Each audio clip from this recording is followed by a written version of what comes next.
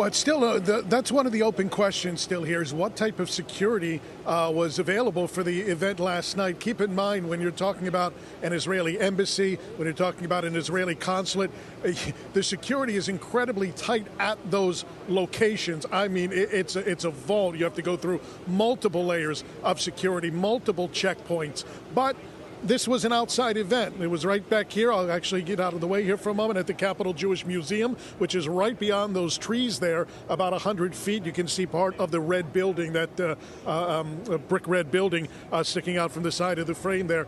That's where this took place. Now, the ambassador, Yechiel Leidel, was not present yesterday. So, knowing that, security, the museum has its own security force, but it's unclear at this point if there was any outside security. And even so, the security doesn't hang around outside the museum. They're positioned inside, and this shooting took place outside. And it's very difficult to expect security officer just to see somebody on the street pacing back and forth. I mean, to their defense, that could have been anything for any reason.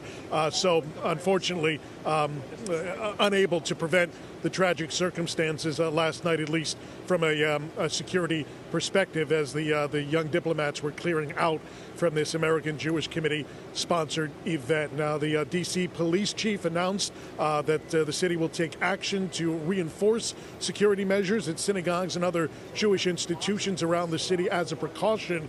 By the way, New York City Mayor Eric Adams, a short time ago, made a similar announcement that while they see no connection between last night's terror attack here in Washington and any threats or lack of threats in New York City, just as precautionary measures to avoid any kind of copycat crimes, they'll be strengthening protection around Jewish and other religious institutions there in New York City. Meanwhile, the investigation ongoing. It's being handled primarily by the D.C. Police, the Metropolitan Police. The FBI Task Force on Terrorism is involved from investigating the potential terrorism angle, but the D.C. Police are taking the lead here on the investigation.